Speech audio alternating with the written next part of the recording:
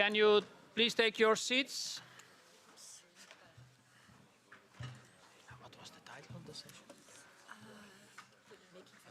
Just the same title.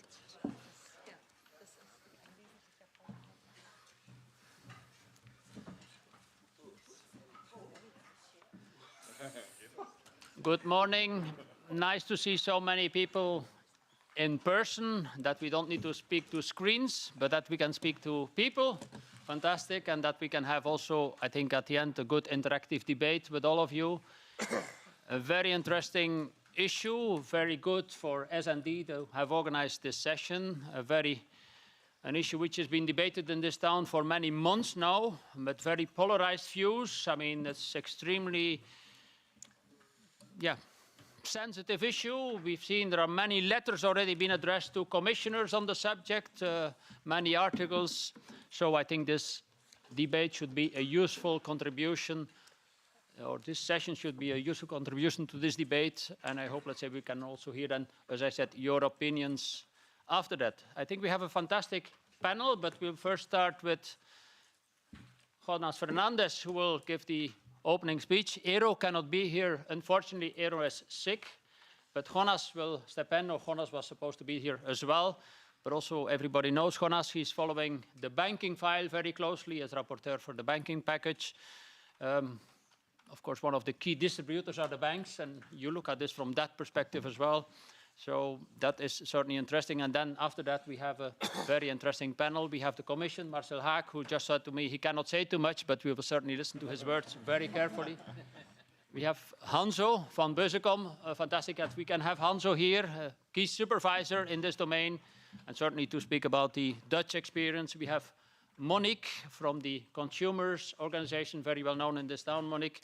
And then Nina Schlinder, who's been working in the banking sector in many different banks, for the cooperative banks, but before that I had already forgotten about Commerzbank, but also for Deutsche Bank, so she can certainly be very representative to speak for the banking sector on the subject. And as I said, afterwards we can have an open debate. But let's probably start with some kick-off broader ideas from my side. You may have seen, let's say, we at CEPS, an independent think tank, so we don't take sides on this. I published a paper, but we also were involved in the study which was done for the European Commission together with Kantar on inducements, which was published in August last year, which is a very long, in-depth study with plenty of data, but which has in fact plenty of information, and which I tried to summarize a bit, kind of the outcome of that study in this report. But the broader picture we have to see, which we tried also to say, is first of all, Europe has an enormous gap in savings for the old age. Of course, there are some countries, certainly in the north, which were very well prepared. But if you look at the south of Europe and the east of Europe, we are very unprepared.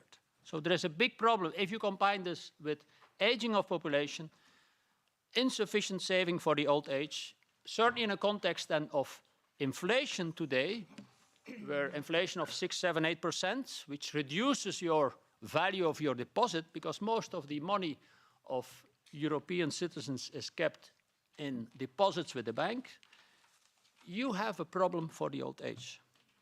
The second problem which I see is a hugely fragmented market.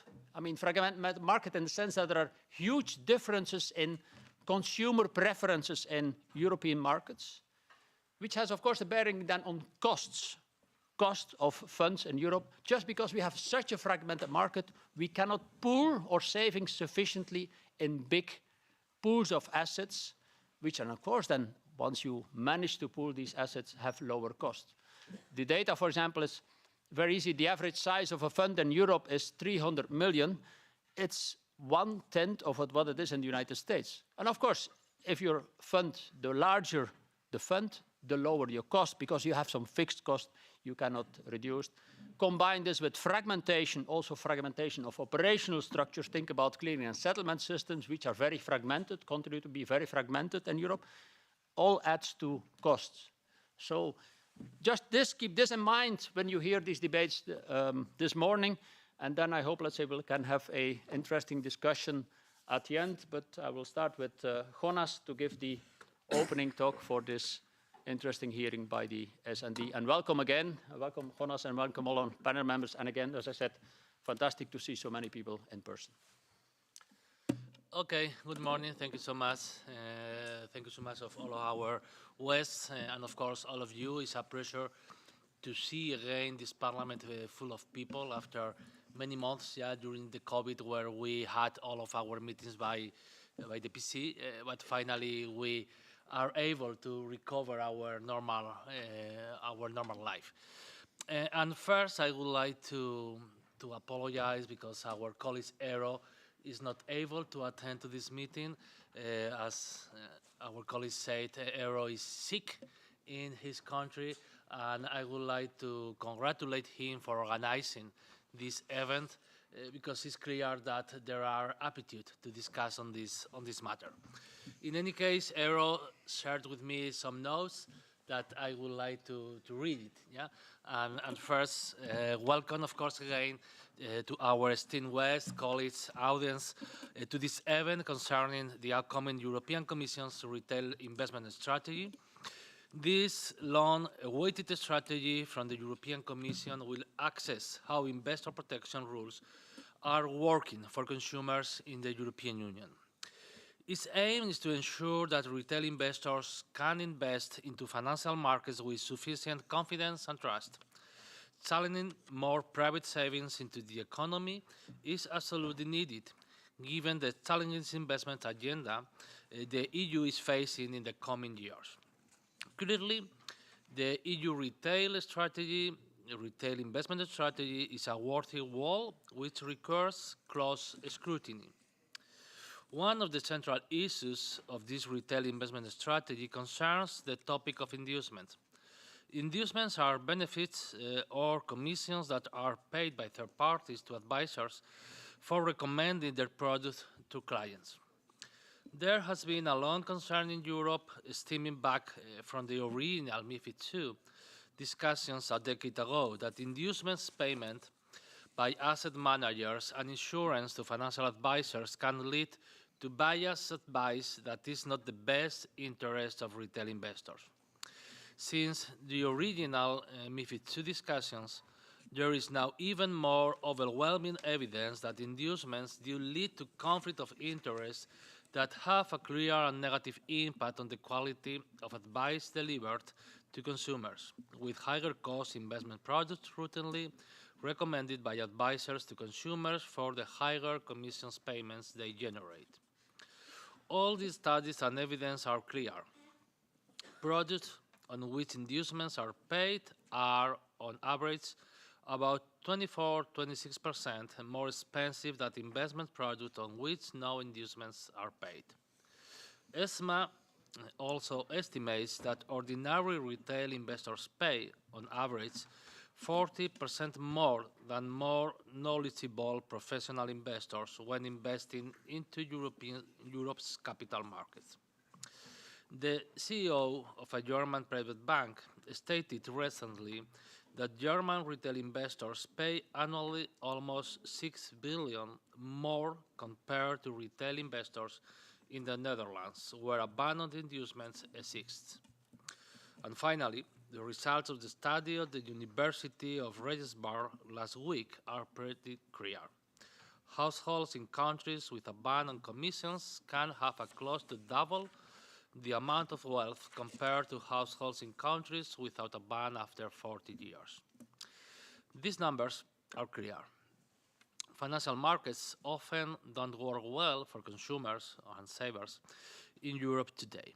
Indeed, according to a recent European Commission scoreboard, the retail investment market is therefore considered as one of the worst performing markets for consumers in the EU.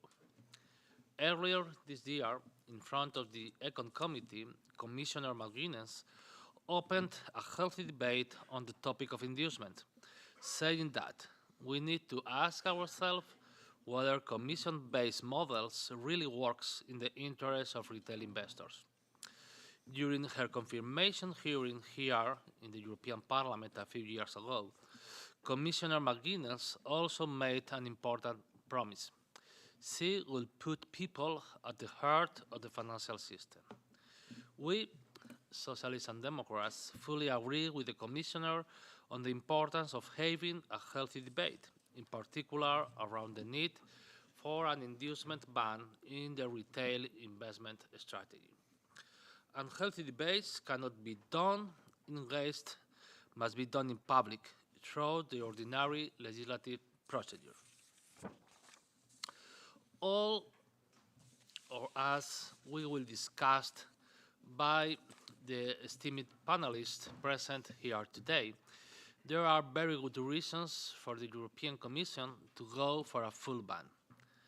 In the Netherlands, inducements were banned following the global financial crisis, and financial advisors can no longer receive inducement payments and are required to charge an upfront transparent fees for the cost of advice to clients. The result: the level of trust in financial advice has improved, the quality of financial advice has improved, there has been a shift towards advisors recommending less expensive products, resulting in a better value for money than retail investors and improved returns. And finally, more diverse products are being offered to consumers, including ETFs and index funds that often don't pay out commissions to advisors. Despite these clear facts, recent letters from some people keep defending this unsustainable inducements model. The line of defense of those in favor of inducements can be summarized in a few words. Bank branches will close down, banks could lose money, and investors will not receive advice.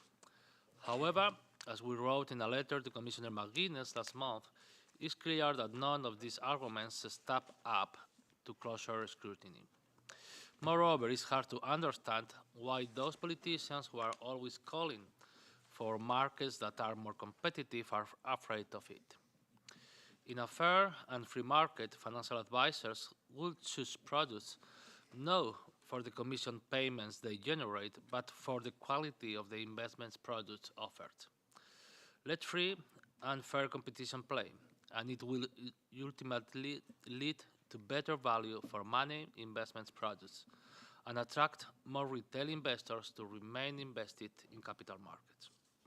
Finally, you cannot keep complaining about the lack of private investments in the European Union on the one hand, whilst at the same time keep defending an unsustainable business model based on inducements, mainly discouraging retail investors. Colleagues, only 1 month ago, the presidents of the European Commission, ECB, Council, European Investment Bank, and Eurogroup were pretty clear. We need a capital market union that channels Europe's vast savings into tomorrow's engine of growth. Deepening the capital market union requires a collective effort involving policymakers and market participants across the European Union. It requires courage and openness to change. Given this statement for the presidents, it's high time for this Commission to tackle the poor quality of financial advice and put the general interests of millions of savers above the individual interests of some institutions and present an ambitious proposal with a ban of inducement in line with the evidence it offered as suggested by Commissioner McGuinness. This cannot be that hard and will be fully consistent with the line taken by the European Commission in its MiFID/MiFIR proposal, where it bans a particular type of inducements. I am talking on PFOF, for which there was a clear majority in the Econ Committee. With this statement in mind, I think it's high time for a serious debate about this important topic. Therefore, I look forward to the panel today. I am happy to pass the floor to Karen Lanoux from the Center of the European Policy Studies. And finally, I would like to insist in our gratitude for your participation, of course, for our West. And I am sure that Eero will be following the debate from home. He's sick, but he's fine. and let's see what kind of conclusions we are able to have. Thank you so much. Thank you, Jonas. You're staying with us? I mean, that Yes, you yes, can yes. participate in the debate later. Very good. Thank you for this opening word. Very clear statement, which is, of course, one political group in the European Parliament. We know there are others and other important ones as well. So we'll certainly hear about this in the debate further. But it's very good that we have Marcel here. Let's say that we can probably have a tip of the veil, let's say, which will be unveiled now, let's say, what the Commission will do, because we're all very curious. We have been hearing about this now for months, but I also would add that this has been announced for years. I think this strategy is probably 2 years overdue. We need to have it, and of course, then you wonder, let's say, what can still be done within this Parliament, which is kind of in 1 year is back for a re-election. So, Marcel, fantastic that you can join us. For those who do not know, Marcel is director in DG FISMA. Yeah, thank you, Karel. Indeed, the retail investment strategy is envisaged for May, and that's also put some restraints on me as to what I will be able to say about a future initiative, what is still a future initiative of the Commission. Karel is right in mentioning that it has taken some time for us to move forward and conclude on and be close to the conclusion of this file. But it has to be said that it's a difficult file. It's a politically difficult file, where you have very strong and divergent views from stakeholders, and the discussion around the inducements over the last couple of months, I think, have shown that very clearly. But it is also technically a very difficult file. We try to come forward with a coherent package that stretches over a number of legislative texts, MiFID, IDD, PRIPS, etc. And we are, in fact, also not trying to ensure coherence of the new elements that we are proposing, but we are trying to, at the same time, also reduce overlaps and making the different instruments as they currently stand more coherent. So bottom line is, it's important for us to get it right, and this has taken the time that it has. We've been looking at a wide range of issues along the entire retail investor journey, and that includes financial literacy, disclosure, suitability and appropriateness rules, inducements, value for money, but also enforcement aspects, which we think are important in the area. We have gathered thorough evidence from many different sources, and we've also consulted widely. We asked the European supervisory authorities for their advice. We've spoken to many stakeholders, also with the member states, and also with different members of this House. As a result, we identified a number of areas where we have concerns about how the current rules are working.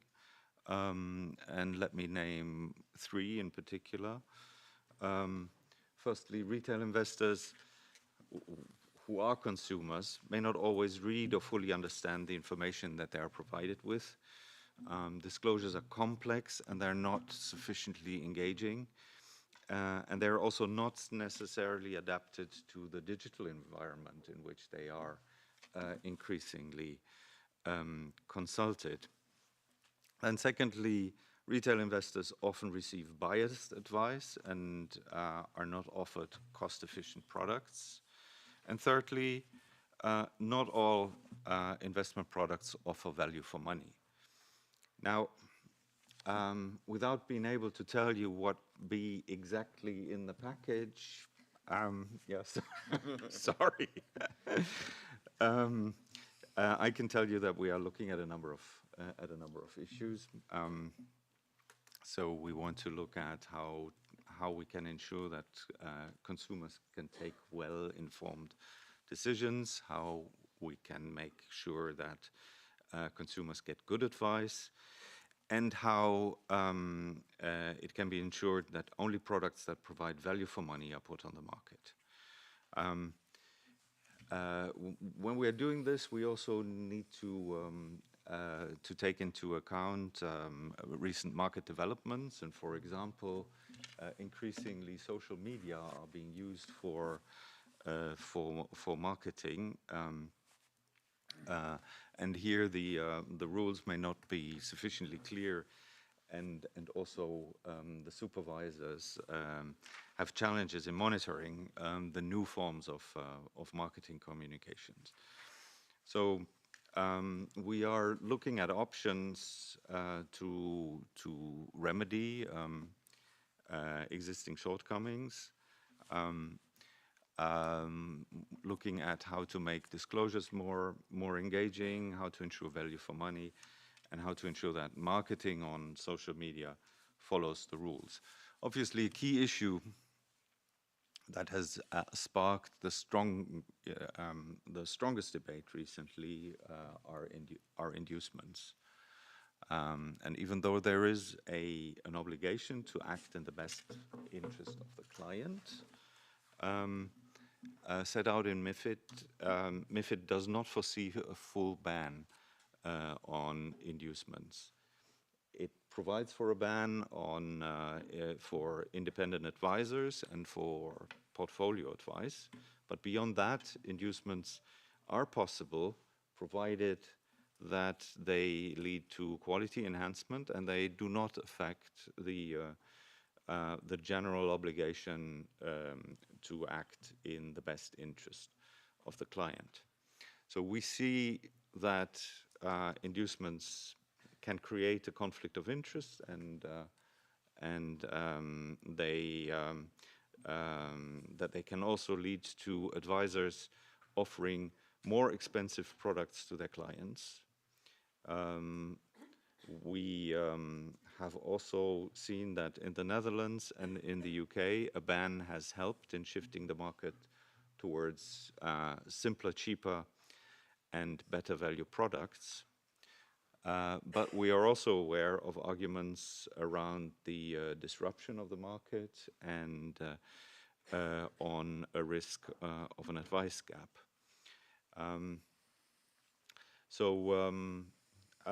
We are assessing all of this carefully, and we will come forward with a proposal in the coming weeks. And to conclude and to be very clear, our intention is to put the consumer at the heart of the retail investment strategy.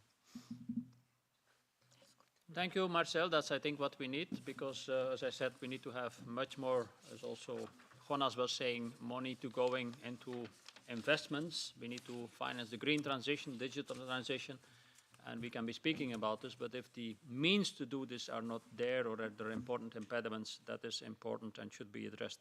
I mean, thank you also for addressing very clearly, which I personally do not fully understand, why we can't do it under MiFID today, but you address this. I mean, it's apparently not clearly interpreted enough, or say the interpretation by a supervisor can be different, and that's why it's very useful that we have Hanzo to say, let's say, why the Netherlands has gone the route they have, as you explained already.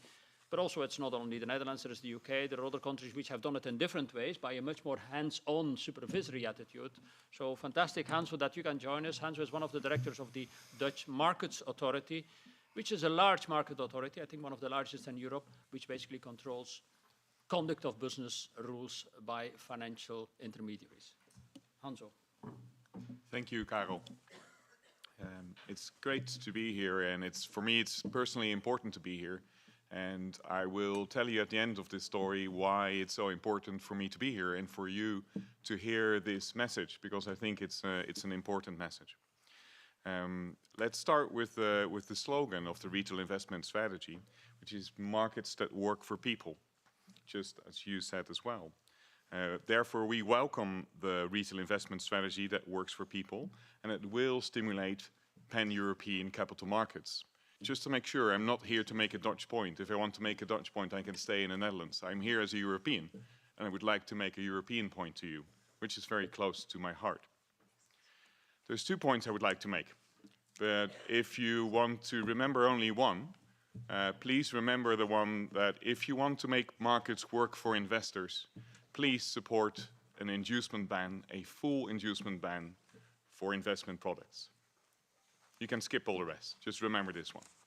But I promise you 2 points, and I will elaborate on this point. In order to retain the strength of our EU capital markets, it's important that cooperation between supervisors as myself is improved. Digitization has diminished national borders even further, while supervision is still carried by national supervisors like myself. We have different legal interpretations and supervisory approaches. We'd like to be this different, but this is still the case today. Operationally, so in practice, it is difficult for home supervisors to adequately supervise institutions doing cross-border work, cross-border business, and enforce them against infringements. Sometimes countries can be quite far away, even within Europe. We believe that increasing some form of host supervisor competences, so someone who is doing business in your country, should be increased to guarantee the success of the European retail framework. So this was the other point. I'll come back to the main point now, because we also understand that there is a lot of discussion about whether the strategy and proposal should include a ban on inducements. My message to you is that if we really want to put the interest of ordinary people in Europe first, we shouldn't think twice about banning inducements. Before I explain why, let me tell you 3 key features about our national ban. One, it has been in place for about 10 years. So if you're an economist or you read about economics and you like natural experiments, please have a look at our national experiments of about 10 years of an inducement ban. It has been induced following a serious mis-selling scandal, and I come back to that point as well, with insurance-based investment products in the Netherlands. 2, the current inducement ban does not prescribe how consumers pay for advice, only that payments from third parties for distributors are forbidden, so that advisors can always work in the full interest of the client. 3, we opted for a ban after implementation of lesser options, such as transparency. We've tried about 13 different versions of transparency, and believe me, it only gets you so far. They proved ineffective.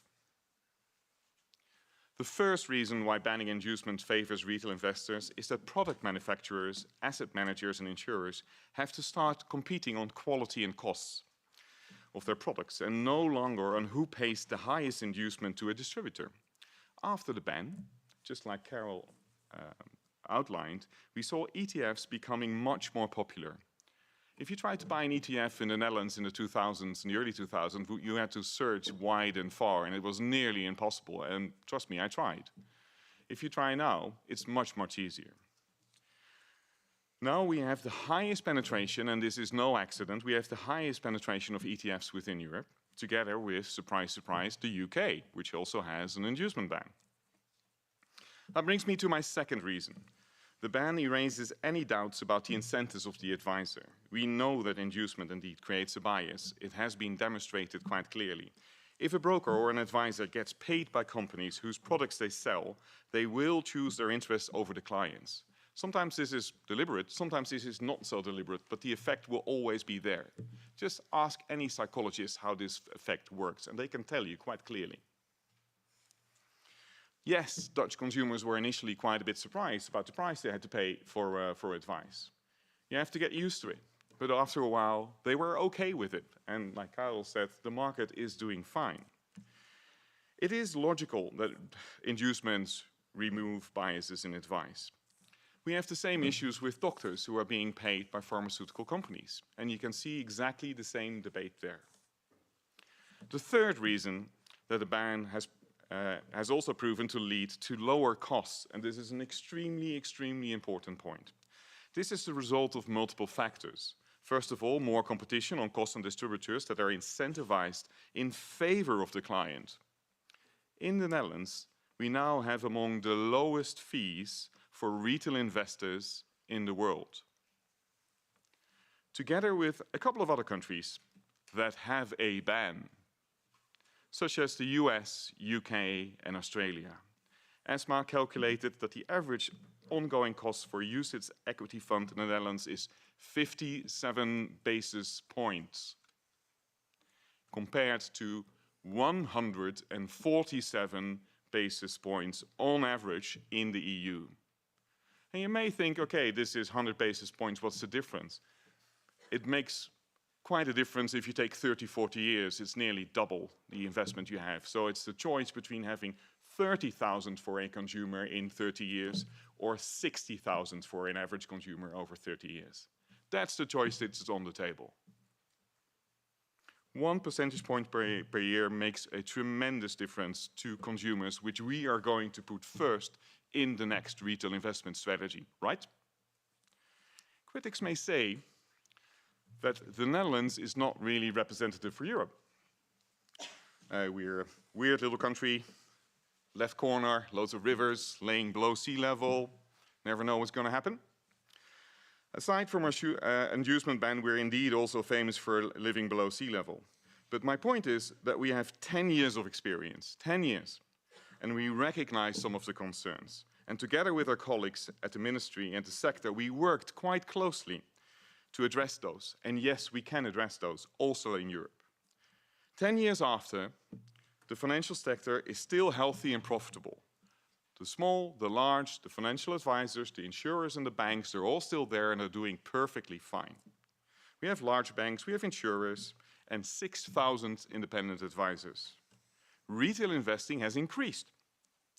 From where we stand, a lot of the dire warnings, which I heard because I was around in the period 2008 to 2010, have not materialized and have been grossly exaggerated. Critics may sometimes say that the ban hurts retail investors by restricting the benefits of free advice. Well, let me help you with those two words. Free. It's not really free, right? It's rather quite expensive. You just don't see it. The Kantar study has found that the average inducement is about 0.7% per year. That's 45% of total costs. That's quite a big bite out of the total cost, and it leads to reduced investments. The second misconception is that free advice is advice or unbiased advice. In many cases, it's barely more than a sales pitch. No advice is in some cases better than bad advice. And I'm sorry to be so stern with you, and you can feel a bit of the emotion that I share with you. And this is because it's personal. I was around. I was there in the period 2005 to 2010. I saw the mis-selling scandal which hurt 800,000 consumers in the Netherlands. I have spoken to the consumers. I've looked them in the eyes, and I've seen that the situation has become much better with an inducement ban.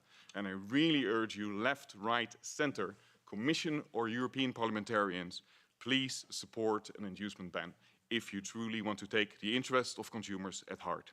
Thank you. Thanks, Hanso. Very clear message, and of course, very clear experience in the Netherlands, not only, let's say, over the last 10 years, but also what happened before with the mis-selling scandal. And fantastic, let's say, that you put this well into perspective. Monique, of course, you have heard many things or things which you like, but you can add to this from a European perspective, how you see this as the head of the European Consumers Federation. Yes, thank you. Thank you for giving me the opportunity to provide a consumer perspective, although a lot has already been said, so I might be a little bit redundant, but let me re-hammer it. Could I maybe start with a personal message to Marcel? Would you allow that, Karel? Yeah. Karel has mentioned that we have been discussing this since several months. I would say we have been working on this since the financial crisis in 2007. And my personal request to you, Marcel, and to your colleagues, of course, please get that proposal out as soon as possible. No paralysis by analysis. This is one of the topics that have been analyzed the most I've ever seen in my long life. all the arguments that, with all my respect to Nina, that have been used by the industry to delay or to block any ban on inducement has been debunked consistently, not only by consumer organizations, also by authorities and by reality.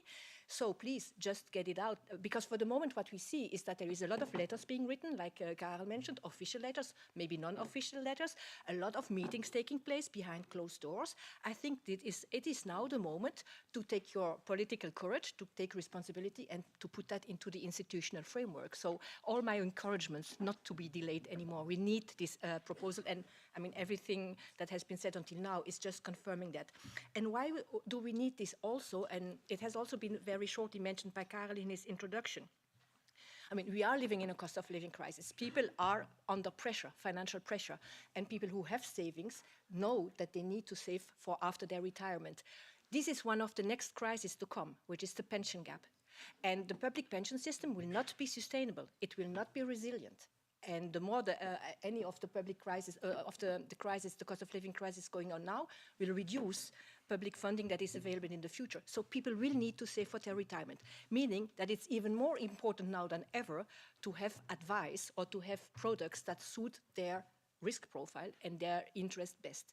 So it's even more important not to get biased advice. This is really very, very important. Speaking about advice, I would like to say already words, semantics matters. When you go to the grocery, you don't go to the tomato advisor or to the pasta advisor. You go to a seller.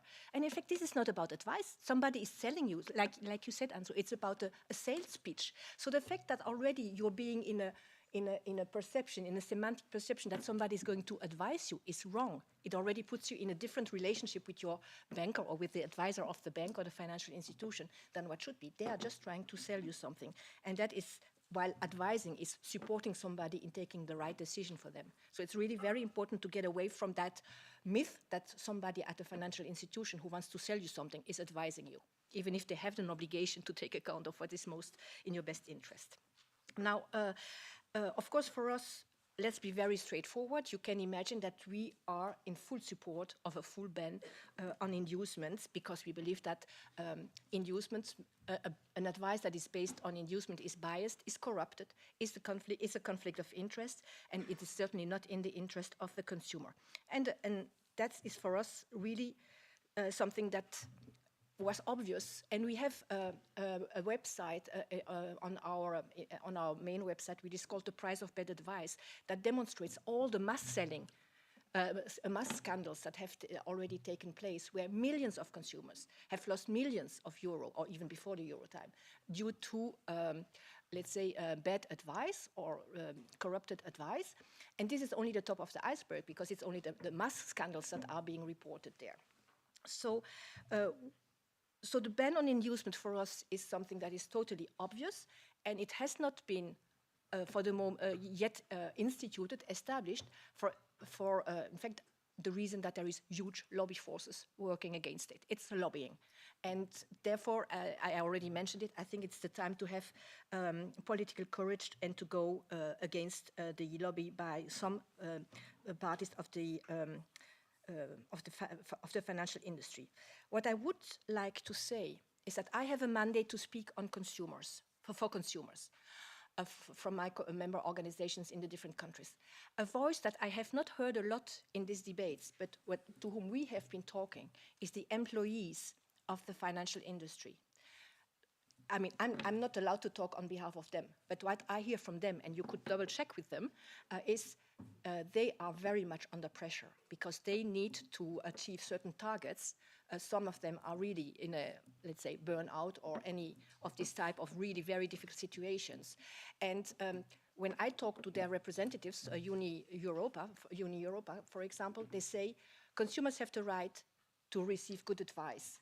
Workers have the right to give good advice, non-biased advice. And that is something that is also very important. So, I mean, there are quite a lot of voices that express themselves in favor of a ban on inducement. And just one point I would like to make about the advice gap. I really insist on the fact that that's one of the arguments that is most used by the financial industry to say we cannot really ban inducement on advice, because then people won't have any advice. But first of all, provide simple products to people so they don't need the advice. And second, for the moment there is anyway already the advice gap, because what you think is advice is not advice. It's even worse because you think you're being advised. So, and there are other solutions to have also affordable advice. Speaking, for example, and now I'm working pro domo, consumer organizations can also provide advice that is affordable. So if you want a capital market union that works for the people, you need a capital market union where people can trust what's offered to them on the market. Okay, thank you, Monique. Very clear view from the consumers organization. We now move to Nina, let's say, to present what the banks think about this. Nina represents the cooperative banks, but as I said, she worked for other banks before, so interesting to hear, Nina, what you want to add on this subject. Yeah, that brings me in a great position here after the previous speakers really pledging for a ban. So thanks, Karel, for giving me the word, and thanks a lot to the S&D group for inviting us. That's much appreciated to sit today on this panel representing the cooperative banks, especially since our core customer base is the retail market focused, mainly SMEs and private households. In fact, cooperative banks serve no less than 240 million customers around Europe and who are potential retail investors. The customers of cooperative banks are also its members, and so the business model is focused on the members and clients and more on the long-term value rather than on profit maximization. And I can assure you, cooperative banks put their members and customers in their heart, not only the retail strategy. And we really would, and our members really try to offer best services to their customers and members. Yeah, and this leads to a focus on meeting on common social, economic, and cultural needs in local and regional communities, which requires inclusivity and proximity of cooperative banks to their customers. We thus find that the branch network of cooperative banks extend to even the remote areas in Europe. So our customers can also be found in very rural areas where the internet is limited or patchy. This far-reaching networks of branches also helps to provide services to customers who are not digitally literate and financially affluent. Yeah? Cooperative banks' values, especially the one of social responsibility and inclusion, guide cooperative banks towards giving the chance to all type of clients to invest towards their pensions, contribute to the green economy if they want to do so, and receive advice on where to best put their money. And we know from our members that this cannot be achieved without making it available the necessary infrastructure to do so in form of branches, advisors, and training. And the inducement-based advice makes this, amongst others, possible by socializing the cost that comes in these infrastructures across all kinds of investors. To illustrate what is at risk, I would like to quote some figures on the way in which cooperative banks' customers like to receive their investment advice. We have different kinds of studies going on in the recent year in 21-22, and this data from our members suggests that the majority of cooperative banks' clients presently take face-to-face advice for the investment choices, with numbers going up to 95 to 100% in countries like Spain, Italy, and even 80% in Finland, where the digital means are much more developed. And it is clear for us from these figures that an inducement ban will leave a large number of cooperative banks' clients unsatisfied, as robo-advice will not be able to fill the huge gap, and as well fee-based advice might not be accepted, especially by weaker customers. Even though we acknowledge the improvement, of course, that IE in general offers better advice, it cannot replace the human advice. And in fact, we also observe from the clients of our Dutch cooperative banks that robo-advice is still not that popular in the Netherlands, despite a usement ban, at least from what we heard. And this data, which I referred to, was collected during surveys with customers of cooperative banks on ESG distribution as well, showing that it is even more necessary at this moment in time to have access to investment advice. Europe needs retail investors to help finance the migration towards a more sustainable economy, especially that banks must implement sustainability assessment and product governance measures to guide clients in terms of their suitability preferences under MiFID II.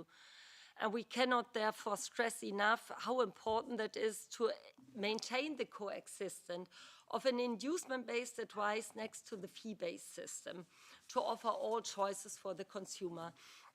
And of course, the retail investment strategy is not about only inducement, we heard that before, but sometimes it seems that because this topic has been presented as a solution from some parties to fix a bunch of issues, which is definitely not the case. We need to fix all of that, what Marcel referred to before. So we certainly wish to say that this point in time, it is not the mean that the current MiFID II is perfect and that conflict of interests cannot arise. However, there is no strong evidence of a permanent failure of the regimes to customers. Yeah? As from what we can see, the mis-selling cases which were mentioned before by the Dutch authorities, they happened before 2018, when MiFID and the IDD came into full application, thus illustrating the robust legislative framework in this regard. And maybe finally to say that one improvement to this regime could be to standardize, and I just refer to what Marcel said, the quality enhancement across member states.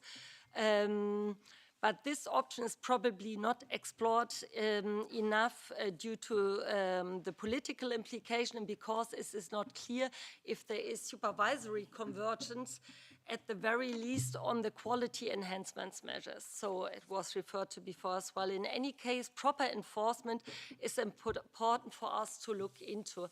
And maybe two other improvements which we find key is the transparency. Of course, harmonizing disclosure across products would simplify things so that the retail investor is not overwhelmed with all the information, for example, between MiFID and PRIPS.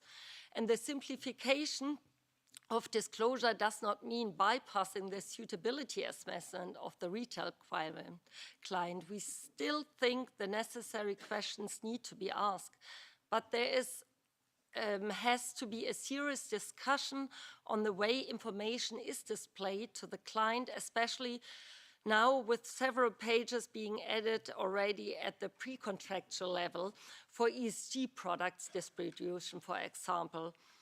So, and finally, improving the sustainability finance framework due to challenges in terminology, complexity of language, and other needs for targeted improvements in law that should go in hand. So I wanted to bring these kind of aspects in the discussion as alternatives to improve the situation.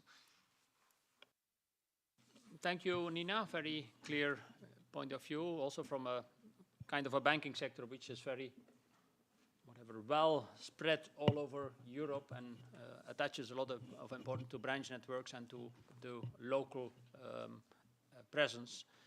Probably before we open it up to questions, I would say to Jonas if he has some reaction, immediate reaction to what you've heard. No, I was taking notes on what our colleagues said. And the debate is clear. You know? On the one hand, the industry thinks that the current model where the cost of the service are shared between the suppliers and part of the demand could work well. And I hope that the industry thinks that there is ways to reduce the conflict of interest that is already there in any case. And on the other hand, And maybe coming back of our colleagues from Netherlands, Hanso said at the beginning, there is not another way to eliminate the conflict of interest apart from deleting any kind of inducements in the market. As you know, the position of my group is clear on this matter, and the Commission is in a difficult position not to put its proposal on the table. What I expect from the S&D perspective is an ambitious proposal from the Commission side, because as our colleague Monique said, the consumers have to be in the center. And I would like to remind something that Monique said before. There are differences in the way that we define some activities, sellers and advisors. I think that the consumers have to be clear in which kind of activities they receive advice or they receive opinions from sellers, because it's clear that the activities are completely different. Because as another sentence that we use in other debates, if something is free, you are the product. And this is something that we use in other debates related with the digital markets. In any case, I think that this is more or less the summary of this first round.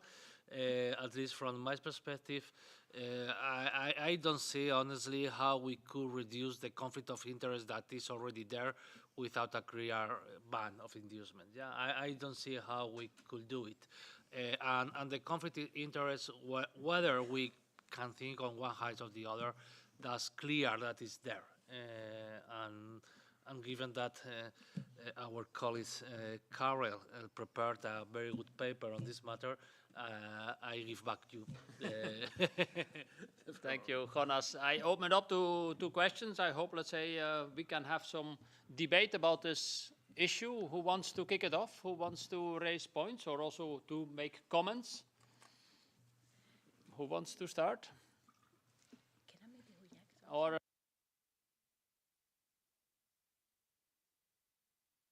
Yes, I mean, maybe you can share experience because Nina mentioned the fact that you need to keep the branches open and that is being funded by inducement. I mean, I'm living in a country where branches are reduced dramatically for the moment, while there is no ban on inducement. So what would be the situation if there is a ban on inducement? We would not have any bank. No, what I would like to say that this is quite an argument that is based on cross-subsidization.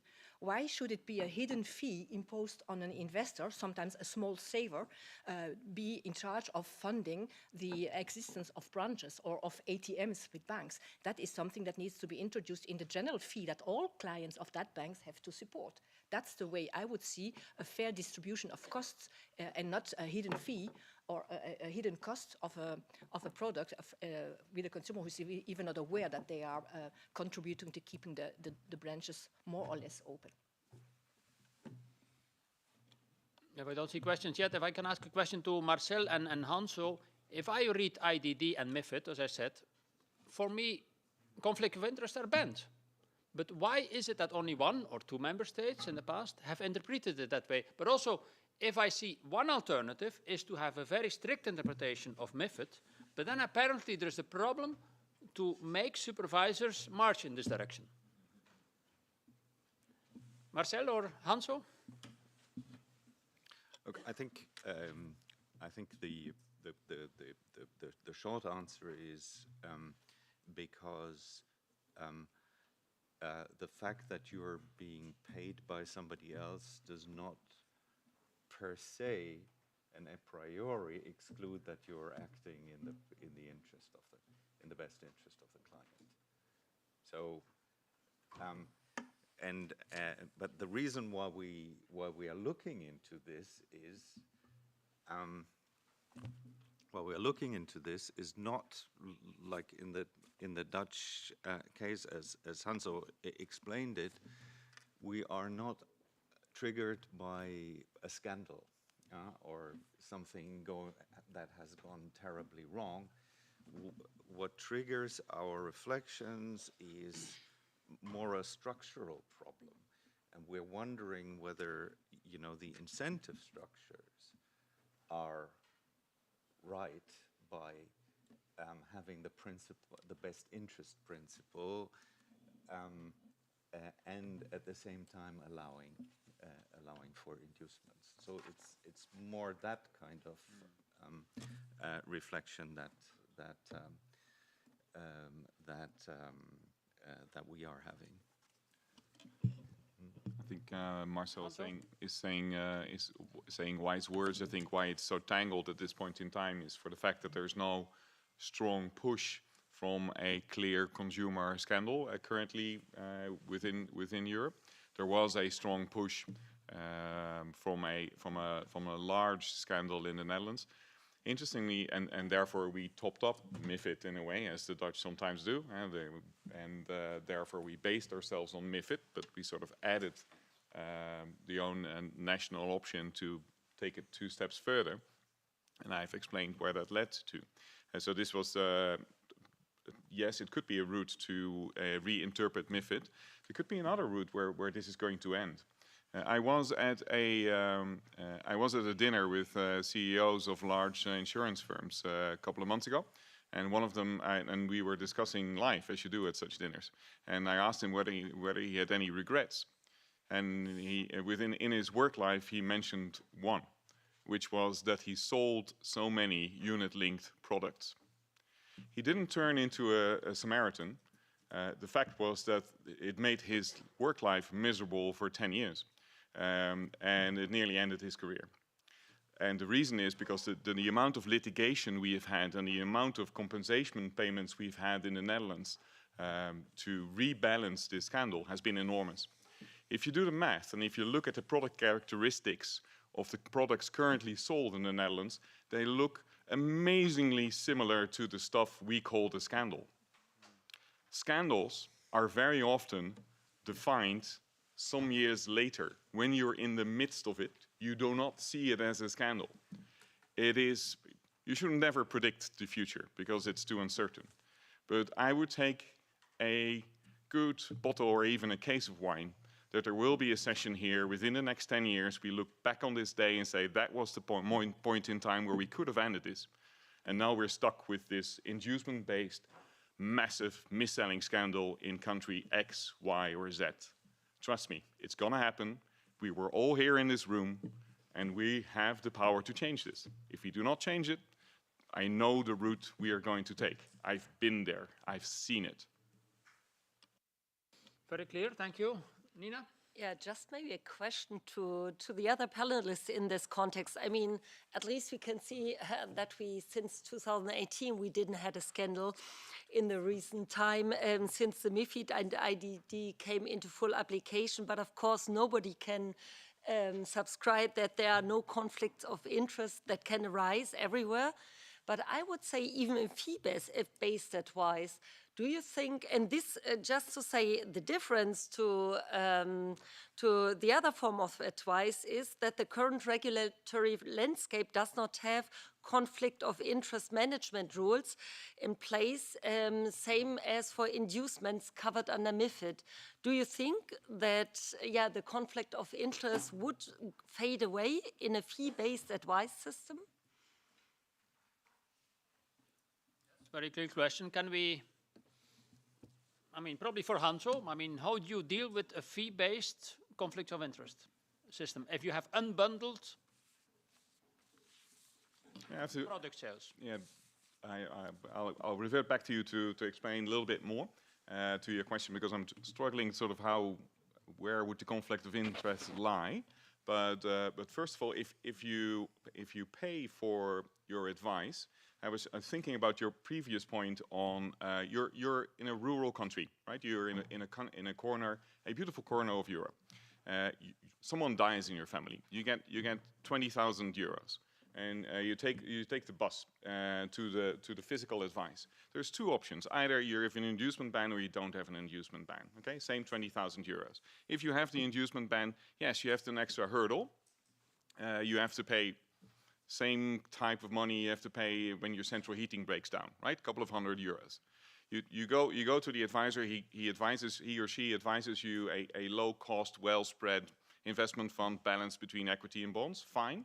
That would suffice, by the way, for like 90+% of consumers in the Netherlands and in Europe as well. And then you see markets go up and down, and you've paid once, apart from a little bit of management fee, maybe 300, 400 euros. If you would go the other route with inducement bands, you would pay 200, 250, 300 euros, same amount, sort of less, but annually each year. Then the interest on interest effects kicks in, and Karel can show you the graphs on what the result will be. It's quite a big gap. That's where the difference, which I explained in my opening statement, between the 30 and the 60,000 euros comes from. This is the effect. And so let's not hide it. This is where it is. Is there a remaining, that was your question, is there a remaining sort of conflict of interest? I struggle to find it, but maybe you can help me a bit. Yes, Monique? I mean, there can always be bad and good advisors. But I mean, at least the level of conflict is taken out of the conversation, and the client is the consumer. And they are working for the consumer. They're being paid by the consumer. So it's like your practicing lawyer, your barrister. They are working for you. Yeah, of course, and they're better and not so good lawyers. Yeah, life's hard. I had a question. Yeah, there is a question in the audience. Yes, I see. Yes, please, if you introduce yourself and... Yeah, thanks, Karel. Joost Mulder, coordinator of the Retail Investment Subgroup of Financial Services. A bit louder, Joost. Yes, we don't hear you so well. So, is it okay now? Yeah. Joost Mulder, coordinator of the Retail Investment Subgroup of the Financial Services User Group in the Commission. Recently, I think we've all seen political statements, including from the responsible commissioner, moving slowly away from strong statements about an inducement ban, a full ban, towards something that I would paraphrase as ensuring access to bias-free advice, which I think everyone here will understand is not the same thing. But I'm wondering, how can such an independent advice survive in a market that is still full of inducements? We see this in Belgium, for instance, where I think we have 5 independent advisors. In Germany, it's better. We have 17 or 18, slightly bigger member state as well. Who are their clients? What do these clients end up buying? Is this really a very specific niche part of the market? I took some of that advice 5 years ago myself as a Dutch citizen resident in Belgium. It's a stupid thing because I knew I was paying twice. And this Belgian advisor, one of the independent advisors that is on the FSMA website, suggested that I try to play around the rules and buy Dutch ETFs. In the end, I was not able to do this because I'm a Belgian taxpayer, Belgian citizen, and of course these markets are compartmentalized. So who on the panel actually believes that, improving access to biased-free advice is going to create a fair market for these independent advisors, that we're going to get 500 or 200 in Belgium instead of 5? And if I can add to that, thanks, Joost, for an interesting question. I thought that MiFID obliged providers to deduct the retrocession fee if you pay already a fee separately. The MiFID rules. Of course, if they are correctly applied, and then you have to, as a consumer, be able to check this. But the inducement, which is normally half of the cost of a fund, should be deducted if you pay separately. But anyway, Marcel or Hanso or Monique can reply. Or Monique, you start? Okay, thank you. I wanted to speak about the space between, bias-free advice, whatever that means, and in competition, give the consumer the choice. But this is quite theoretical, because if you are going into behavioral economics, the consumer is driven by the price signal. And if there is something that is presented as free, he will always be, his first reaction will be to go for that one, unless he's very well educated. But that's something that we are not wanting to go into, because financial education for investment services is a very huge investment without proper outcomes, because people cannot spend their lives trying to follow how investments are being designed. And so there is not enough space, in fact. There is not enough market in a society where there are still inducement allowed. There is not enough a market for free, not free, for independent financial advice. And that's why we need to get rid of the inducement, because it's, in fact, exploiting the behavioral biases of consumers. It's like the same like with independent equity research, which we haven't seen coming up either, let's say, which is the other kind of inducements which we discussed within MiFID. Hanso, or? Very briefly, I see it as two stable systems. And so the with inducement system is stable in itself, and you can see by the power of some organizations which try to withstand any change or any meaningful change that it is indeed a very stable system. Having a market without inducements is also a stable system, but it's very difficult to near impossible to mix the two. And so it's just like in behavioral economics or in biology, you can't sort of mix the two systems. And why the debate is so heated at this point in time is because we have a leverage point where we can move from one system which has worse outcomes for consumers to another system which is not perfect, which has its downsides, but which is much better in the long run for consumers. This is the moment. Yeah, maybe just to add to what Monique said, for me, a key element in the entire discussion is as well, and that I really hope to see as well in the retail strategy, is the financial education part. Yeah, because as you said, okay, if you have a not well educated consumer, it would say, okay, I don't see maybe the hidden cost involved or something, but in general, if you want that the average consumer who is not well educated maybe to really invest in a pension scheme or in other models on the capital market, you really have to put your eye on it, not to exclude them for asking for advisor, be it fee-based or commission-based or whatever, yeah? We have to start with the financial education to really show them that they have to take care for their pension scheme, that they have to think about how to invest their money. And that is really an element I consider the retail investment strategy should start with, to have really well-educated consumer. Yeah, that is just one thing. And maybe just as well by Joost, and it was mentioned here before, the topic of ETF. Yeah. I noticed well that the amount of investments in ETF increased since the Netherlands has experienced the ban of inducements.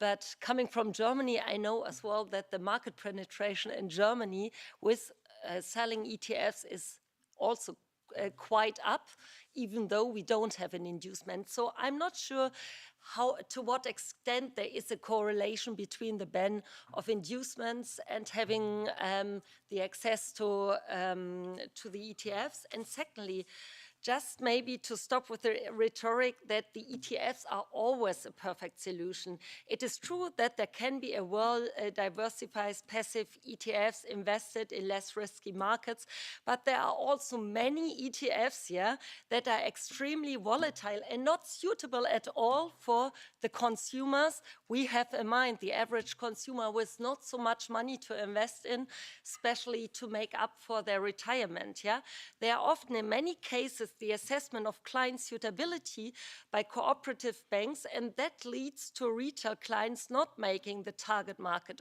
for ETFs. Yeah, so even if the ETF could provide a cheaper alternative for retail investors to access the market, they might not match for the vast majority of retail investors. Just to say it in the discussion about ETFs. Yeah, to be fair. At the back, I mean, in the middle at the back, yes, please. Some there. May I go ahead? Yes, please. Okay, so my name is Brian Coughlin. I'm also with the European Consumer Organization, but I wanted to comment on the ETF question out of my experience previously with the German Consumer Organization. And the market penetration of passive investment products in Germany is in large part because consumer organizations recommend them in independent advice. So we provide guidance there, not full advice, but consumers are directed also by magazines like Stiftung Warentest and so forth to such products whenever it benefits them. So this is a very different offer because consumer organizations work for consumers, and that's how you get that result. In terms of what is suitable for consumers. If consumers receive adequate advice, they will receive the products that match them. Those can be ETFs or other products. But if there was competition for product quality in the market, which we currently do not have, then other products might actually be better designed and we could have better alternatives. So I think this point is fairly mute, to be honest. But on the final point, which I believe was not addressed yet, is on the small-time investors. So if you are fairly poor but you can save. Let's go with an example. If you save 100 euros a month and you do so for 40 years, then you save 1,200 euros a month, and then it's, I believe, 48,000 euros a year in total. Take 5% sales commission on that, and you're already 2,500 euros in the hole. It will take, and those will be deducted at the beginning. Yeah, so you will be negative on your saving as a small-time investor for 10 years or so.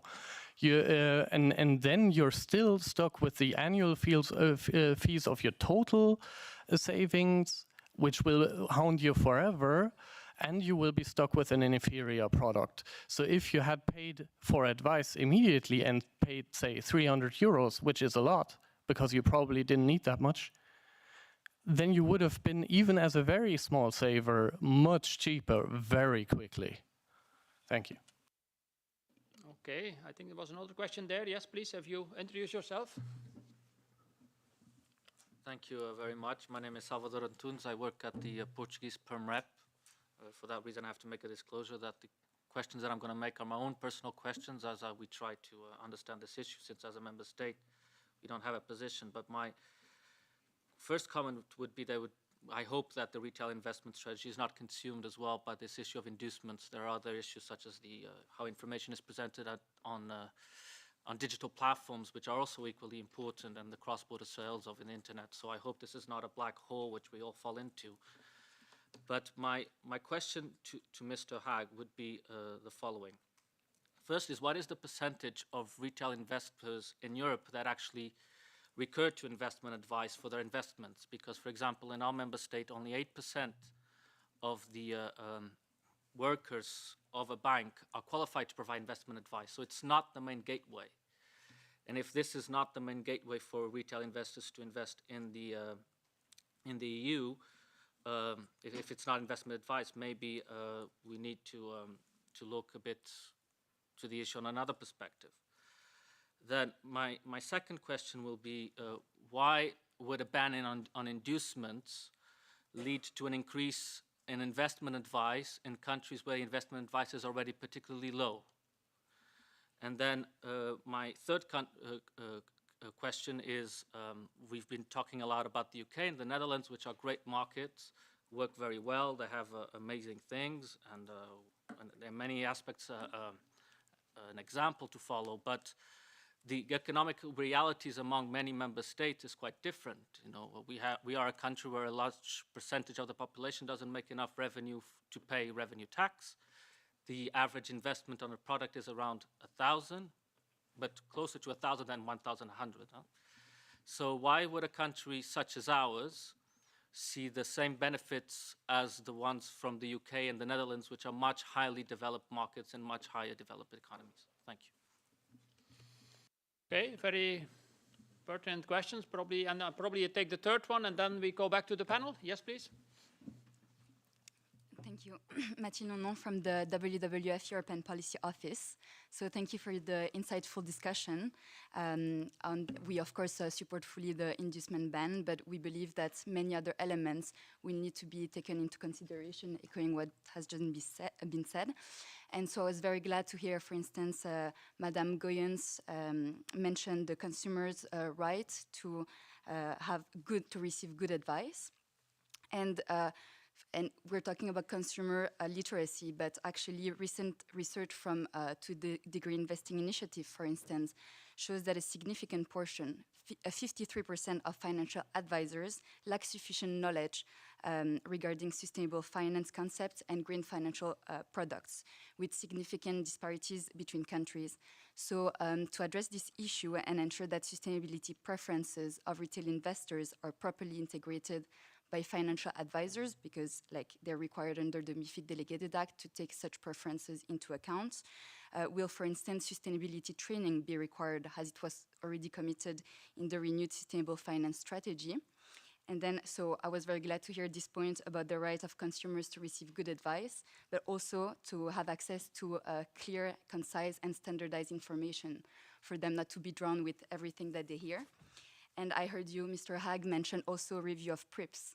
So we know that 60 to 70% of retail investors also want to invest sustainably, but this remains very challenging for them to do so in the current EU framework. So I would be very interested if you could also explain how the PRIPS regulation, PRIPS review will address this challenge. You know, it was also recommended by the ESAS, for instance, to include a section on sustainability in the key information document. Is this something you're considering? And yeah, so general insights on how sustainability considerations will be integrated in the package. Thank you. Could you remind me of your affiliation? I didn't get this. WWF, yeah, that's what I thought. WWF, okay, yeah. Thank you.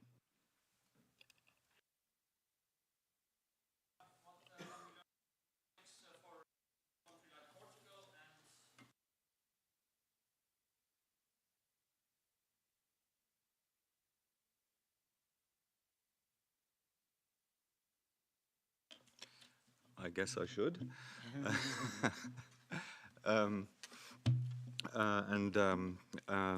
Let me start by your questions. I cannot give you a number. I cannot give you a number. I would have to make it up if I had to do it top of my head. But it doesn't surprise me that you know, the independent advice is not the main channel for retail investment decisions in Portugal. I would assume that it's similar in other member states, but clearly the reason is that we have a system of inducements currently in all but one member state. So the fact that the 8% that I give you is advice to cour, independent or not. So in the banks themselves, only 8% of the staff are trained for advice. So the probability you go to a bank and they provide you advice as a retail investor in Portugal is very, very low. Independently, if it's we have banks that are not even authorized to provide investment advice. So the question is, there is hardly any kind of unbundled advice in Portugal. Meaning, or the likelihood that the consumer will pay for advice in Portugal is very low. What does it mean? I mean that the likelihood that you will go to a bank as a retail investor and they provide you an investment advice service is low, because the number of staff that they have trained for that service is very, very low. So for example, when I went to a bank for my own investments, I got recommendations. I didn't get investment advice, and my bank wasn't even authorized at the Securities Markets Commission to provide advice. So it's not the main channel on how retail investors in Portugal invest today. So the investment gap that anyone that is being talked a lot, in our country, for example, it already exists because it's a service that retail investors are not accessing it. I mean, yeah, the question is how to deal with the advice gap. Yeah. Yeah, I guess that leads to your third question, which is a good question and a pertinent question. How to deal with an advice gap for, you know, the really small time investor? And here, I mean, the easy answer would be to say, you know, would it not be for those who are offering these products to come up with solutions? but I think so I believe that there is a role for the market here, but I also think that regulators can help, and here a possible solution is to develop very simple forms of, simplified advice that can be provided at a low cost, also for investments of very small amounts. Okay, probably turn to Hanso. Yeah, to the same point in Portugal. Yes, Portugal and the Netherlands are in many ways different, and in many other ways also similar or same. My point was not to hold the Netherlands as a shining bright example in Europe. We have our own issues and our own stuff. I would not recommend the road we have taken to you. Actually, it's more or less the opposite. There's two things I would like to say to you. One is you have a wonderful opportunity to do better than we did. You have a wonderful opportunity to not get stuck with thousands or nearly 1 million of consumers who felt ripped off, and with a long-term bump in confidence in financial markets. There is a better way, and you can take the better way if you decide to do so and lobby on the right side of the argument. So there are many things wrong in the Netherlands, and you can do better.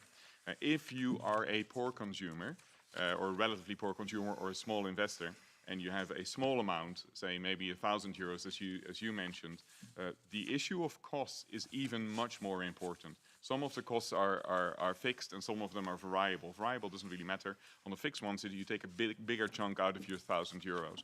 You really want to make sure that you get as cheap advice, standardized advice, as Marcel was saying. Let me give you another trade secret, which I'm going to spell for you.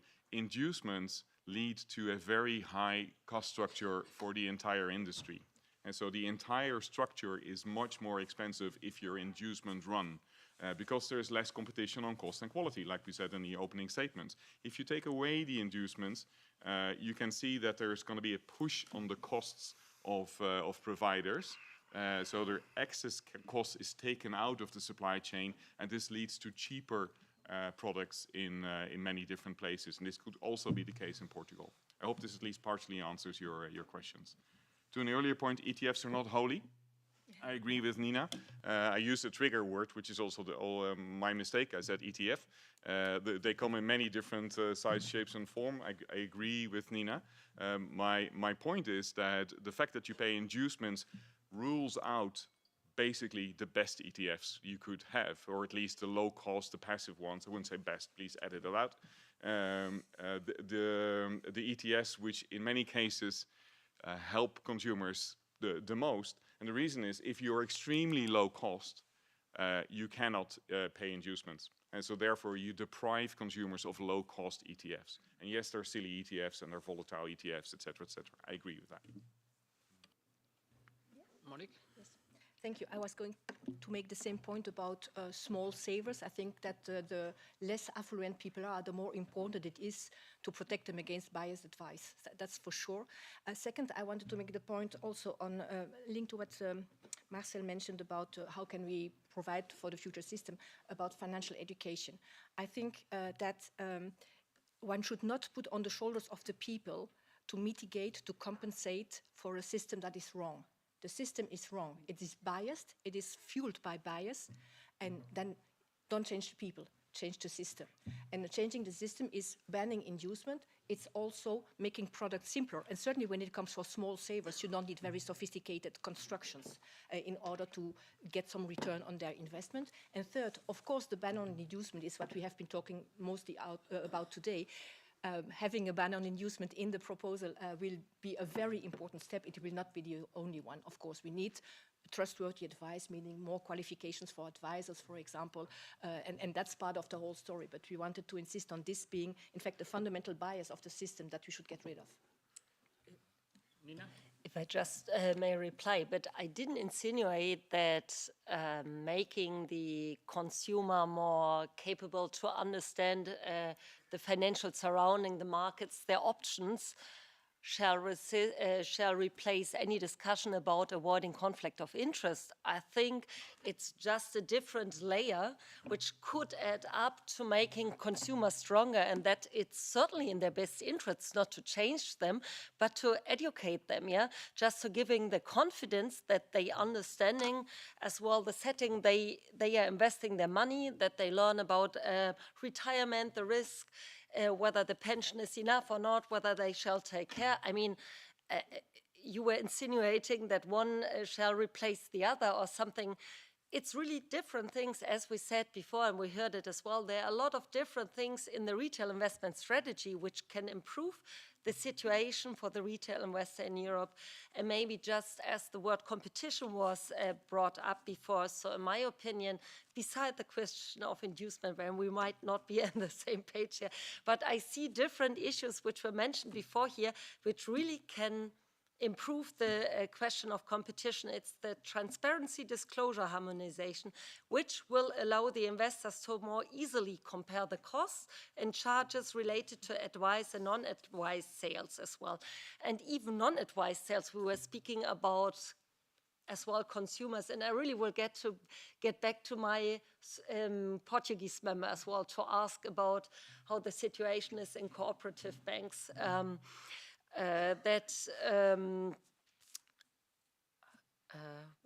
What was I going to say? I just forgot what I wanted to say, but another thing which is key for us as well, to come back, and it wasn't really mentioned before, to come back to how we can really make our consumers competent on sustainability. Yeah? That wasn't really mentioned before, but in the discussion, that's as well a key element. We see a lot of interest from our clients, really, and at least I can speak for cooperative banks. They are issuer of green bonds, and of course you need good advice to understand the product, but that really makes it even more important to increase the level. But for green bonds, you need to have standards. Sure, but we are working on it, yeah? That's a different work stream. We have, Marcel Haag is competent for a lot of things, but this is certainly as well something which is part of the sustainable strategy, yeah? Marcel? Yes? I would like to react to the question from WWF. Indeed, we are looking, when we are looking at the information that is disclosed to retail investors. We are also looking at how to better incorporate ESG related information. Of course, always bearing in mind that that we would also like to address the issue of an overflow of information, which is, burying the relevant information that the retail investor is looking for. But we would agree that ESG-related information is something that many retail investors are looking for. So we're considering how to best deal with that. Okay, thank you, Marcel. We're close to the end. If I could add one response. I know there's one question here, very briefly. Yes, my question is for co-legislator. I'm really personally astonished. But who are you, please? Ms. Scacchi from European Service Banking Group. I'm astonished to hear that 10 years from now, just a ban, just a measure, brought all these positive things in terms of competition and reducing of costs. I cannot believe that in 10 years you just put a ban and everything worked wonderful. I expected that in 10 years, even a Dutch supervisor did a lot of efforts and jobs and activities to enhance competition and reducing cost and even enhance supervision. So to me, it's really hard to understand why something that proved worked well in a country of 17 million of people can work well for a geographical area made of 700 million of people. We all agreed that the market is fragmented, that the countries are different, that supervisor activities, interpretation are different. So how the Commission and the Parliament can be sure that something that works well in Netherlands can work well on all Europe? Europe is diverse. Banking, financial activities are diverse among the countries. So to me, it's really too simple to say one ban, just one measure will bring all these wonderful things. I agree with the audience that improvements are made of a lot of measures, different approaches, and different means, not just a ban. Thank you. That's more a comment, but I don't know, Hanso wants still to comment on that? No, I don't think the Netherlands is wonderful in many things. I focused a bit on the inducement ban for a specific reason. I think it's not just an ordinary measure. It's a very important measure because you're tinkering with the system. You're tinkering with the incentive system, and that doesn't happen that often. And like we said before, you can't sort of mix two different incentive systems too easily. And so that's the reason why I focused on the inducement ban. I also told you that we improved quite a bit on the transparency side. You can see some improvements as a result of the transparency, but it is limited. It doesn't address the fundamental issue, which has to do with basic human psychology. People who read the papers and read the investment advice usually don't need to read the investment advice, because those are the people who are very well educated, willing and able to read very, very clearly and take very, very clear decisions. And sometimes even they are fooled, if I understand Joost's comment correctly. So there is a limit to how far you can get with transparency. So therefore, I didn't focus on that. Yes, I agree that the digital world is changing, and therefore, within the retail investment strategy, it's important that we address that. There are many other things, but for me, because there is such a switch in the road, and so you can go one way or the other way. And that's the reason why you're here to speak me passionately about this, not to hold you up the Netherlands as a shining example. We are fine. We have the inducement ban. I can go back home on the train and be happy. Don't worry about it. That's not the reason why I'm here. I'm not here because I'm Dutch. I'm here because I'm a European. I worry about the poor consumers in Portugal. I worry about consumers in many different European countries, that 10 years from now, we will have a mis-selling scandal, and we will look back at this day. That's the reason why I'm here, and that's the reason why I focus on this. This is an important measure. No, it's not the only one. No, not everything will be fine and dandy afterwards. It took a lot of work from the industry, by the way, from the Ministry of Finance, by the regulators. But yes, with a lot of effort, you can come to a better outcome. Thank you. If I can add, because the Portuguese example, and we forget the Spanish example of mis-selling, which was very widespread after the financial crisis, would probably not have happened if we had a ban in place. I remember once I came for a conference of your Portuguese market supervisor, and the big talk was the convertible bonds, which had been bought by very uninformed investors. The same happened in Spain. And if we were to have got a ban in these countries, probably it wouldn't have happened. Anyway, it's a final comment, but I pass the floor to Jonas, who will conclude this because we're over one. Oh, no, Nina wanted to have a maybe just to Nina. say, but just to refer, due to MiFID, yeah, we have MiFID in place, we have PRIPS in place, IDD in place. I mean, a lot of improvements have made, and I think just from our perspective, to make the entire system better, of course, there are options, but with improvement of transparency and disclosure harmonization, in our opinion, you could achieve already a lot, yeah? And leave the consumers a choice at the same time. Monique wants to add a point, but very briefly, and then we need to conclude it unless Marcel still wants to add a point. No, Monique first. I was not prepared on MiFID, but scandals take time to materialize. You need the time for this, for people to invest on basis of the new legislation and to be aware that there is a problem. So this doesn't happen overnight, so it takes time.